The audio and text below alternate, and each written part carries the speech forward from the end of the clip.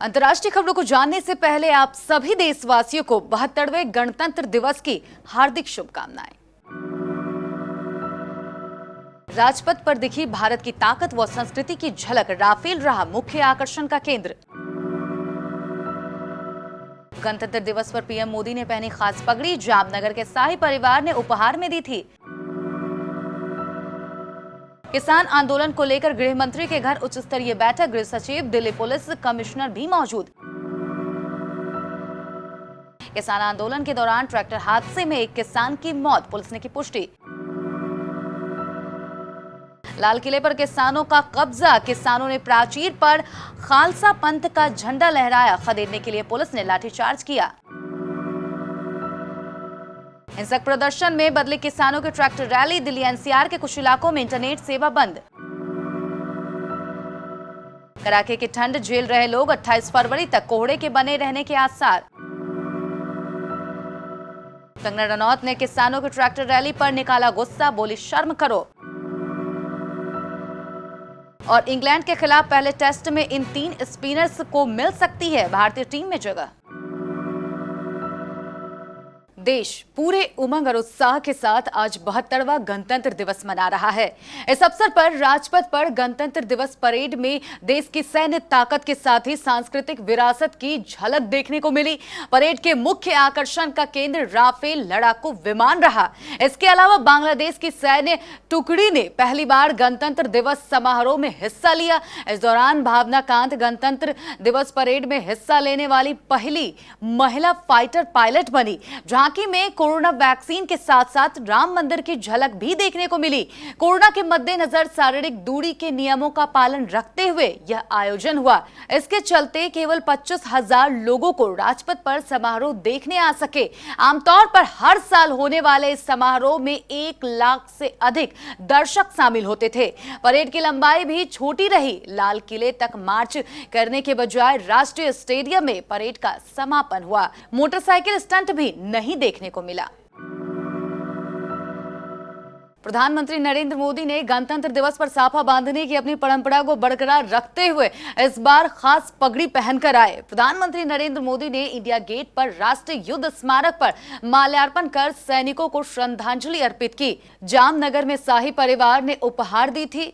यह साफा प्रधानमंत्री नरेंद्र मोदी को जामनगर के शाही परिवार ने उपहार में दी थी। प्रधानमंत्री नरेंद्र मोदी ने गणतंत्र दिवस के मौके पर जामनगर से एक विशेष पगड़ी पहनी है। गुजरात के जामनगर के शाही परिवार द्वारा इस तरह की पहली पगड़ी पीएम को उपहार में दी गई थी। कृषि कानूनों के खिलाफ विरोध प्रदर्शन कर रहे किसानों के उग्र होने के बाद गृह मंत्री अमित शाह के निवास पर उच्च स्तर की बैठक हो रही है। बैठक में गृह सचिव और दिल्ली पुलिस कमिश्नर मौजूद हैं। गृह मंत्री अमित शाह को आज की घटना के बारे में जानकारी दी गई है। बता दें कि किसानों को तय रूट पर ट्रैक्टर रैली निकालनी थी, लेकिन किसानों के समूह ने कई जगहों पर बैरिकेड्स तोड़ दिए और दिल्ली के अंदर घुस गए। इसके बाद कई जगहों पर पुलिस और किसानों के बीच झड़प भी हुई। किसान आईटीओ तक पहुंच गए थे।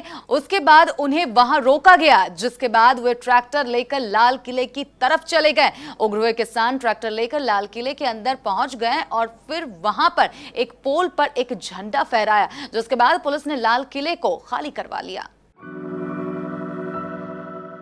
गणतंत्र दिवस पर किसानों की ओर से निकाली गई रैली के दौरान ट्रैक्टर हादसे में एक किसान की मौत हो गई है। पुलिस ने इसकी पुष्टि की है। जानकारी के अनुसार आईटीओ के पास डीडीयू मार्ग के पास एक किसान की हादसे में मौत हुई है। पुलिस का कहना है कि ट्रैक्टर तेज चल रहा था और ट्रैक्टर पलट गया, जिसके चलते उसकी मौत हुई है। कुछ किसान वहां धरने पर बैठ गए हैं। उनका कहना है कि पुलिस ने गोली मारी है। मृतक किसान का नाम नवनीत सिंह है। 30 साल का नवनीत उत्तराखंड के बाजपुर इलाके का रहने वाला बताया जाता है। हर साल 15 अगस्त को जिस लाल किले पर आजादी का जश्न होता है, इस साल 26 जनवरी को वहां किसान काबिज हो गए।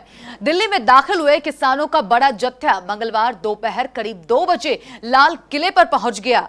हल्ला गुल्ला हंगामे और भारी गहमा गहमी के बीच एक युवक दौड़ता हुआ आगे बढ़ा और उस पोल पर चढ़कर खालसा पंथ और किसान संगठन का झंडा बांधाया। जहां प्रधानमंत्री हर साल स्वतंत्रता दिवस के दिन ध्वजारोहण करते रहे हैं। करीब 1 घंटे तक यह उपद्रव चलता रहा। इसके बाद किसान नेताओं ने अपील की, सुरक्षा बलों ने बल प्रयोग किया, तब प्रदर्शनकारियों को प्राचीर से हटाया जा सका, लेकिन उन्हें लाल किले से हटाने के लिए पुलिस को लाठीचार्ज करना पड़ा। आज गणतंत्र दिवस के मौके पर केंद्र की ओर से लाए गए 3 विवादित कृषि कानूनों के खिलाफ आंदोलनरत किसानों ने राष्ट्रीय राजधानी नई दिल्ली में ट्रैक्टर रैली निकाली, जो हिंसक प्रदर्शन में तब्दील हो गई। वहीं सरकार ने इस प्रदर्शन के दौरान किसी तरह की अफवाह ना फैले और कानून व्यवस्था नियंत्रण में रहे, इसके लिए सरकार ने दिल्ली और एनसीआर के कुछ हिस्सों में इंटरनेट सेवा को बंद कर दिया है। इस संबंध में लोगों को उनके फोन पर मैसेज मिल रहे हैं कि सरकार के निर्देश अनुसार आपके क्षेत्र में इंटरनेट सेवा अगली सूचना आने तक बंद कर दी गई है। इस संबंध में केंद्रीय गृह मंत्रालय ने बताया कि सिंगू, गाजीपुर, टिकरी, मुखड़ाबा चौक, नागालोई और इससे जुड़े कई इलाके में मंगलवार रात 12 बजे तक इंटरनेट सेवा को अस्थायी रूप से बंद कर दिया गया है।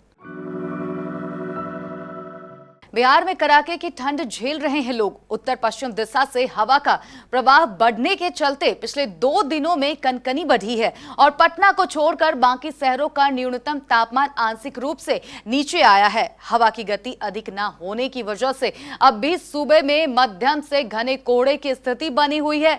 मौसम शुष्क बना हुआ है।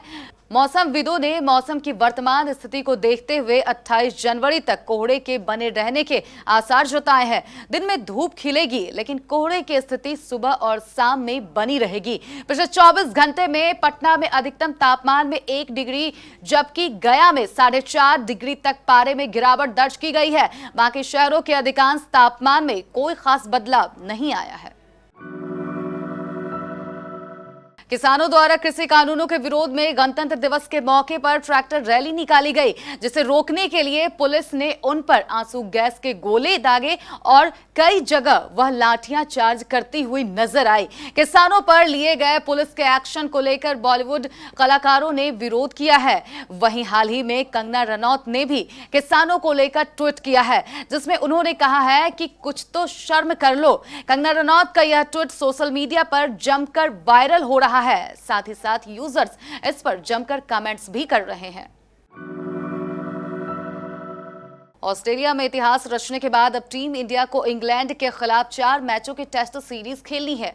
इस सीरीज का पहला टेस्ट मैच 5 फरवरी से चेन्नई में खेला जाएगा। इंग्लैंड के खिलाफ पहले मुकाबले में टीम इंडिया 3 स्पिनर्स के साथ मैदान में उतर सकती है। इंग्लैंड ने पिछली बार दिसंबर 2016 में भारत का दौरा किया था, तो रविचंद्रन अश्विन और रविंद्र जडेजा ने मिलकर इंग्लैंड के 93 विकेटों में से 54 विकेट चटकाए थे और भारत ने 5 मैचों की टेस्ट सीरीज 4-0 से अपने नाम कर ली थी। हालांकि इस बार अंगूठे में फ्रैक्चर के कारण जडेजा इंग्लैंड के साथ 4 मैचों की टेस्ट सीरीज की शुरुआती 2 मुकाबलों में नहीं खेल पाएंगे।